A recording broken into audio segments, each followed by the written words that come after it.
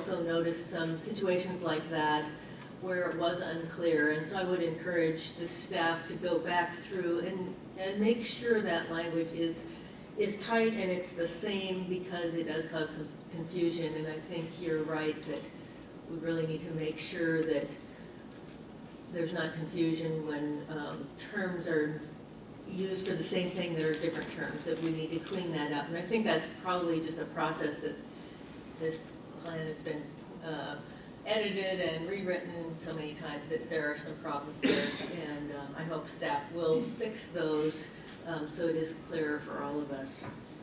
I also had a question for Rob Klavins. You said that the plan was weakened compared to our past plans. Could you go through phase 1, phase 2, and phase 3 and tell us in each phase how the plan has or has not been changed? Because I didn't see that on some of the phases that we actually were saying anything different than in the past. And our intent, of course, is to maintain what we have had in the past with our plans, and most of our modifications we want as a result of new science and new information from Oregon. So could you kind of go through phase 1? Are there some weakenings you see there, phase 2, and then phase 3? Yeah, and because I don't have the plan in front of me, and certainly, as you point out, we've had a lot of changes, and I will quickly say to staff, we really appreciated having tracked edits that we could look to. They were only since the April, because we know there were a lot of changes from the existing plan.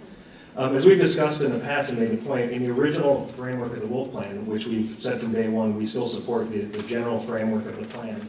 In all three phases, certain key definitions, like the definition of chronic depredation, matched in all 3 phases.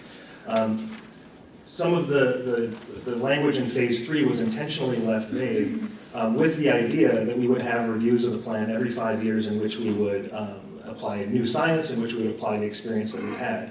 So to make to have a phase 1 definition of chronic depredation not match the definition in phase 2 and 3, we would argue is actually a weakening of the plan. When the plan was written, that was uniform through all 3 phases.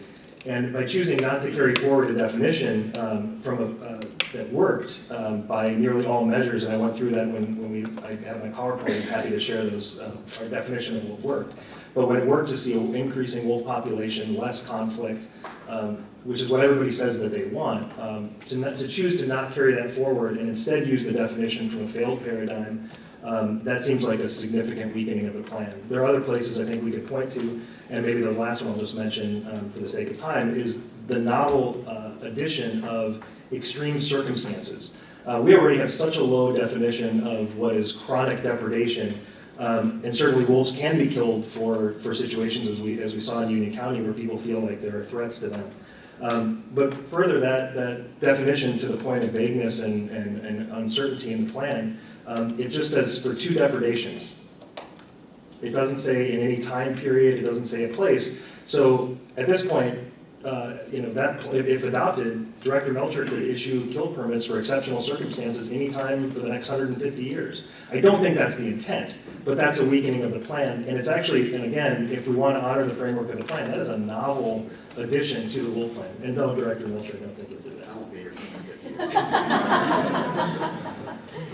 So in phase 1 and phase 2, are you seeing that there are some changes in this, or are you specifically talking about phase 3?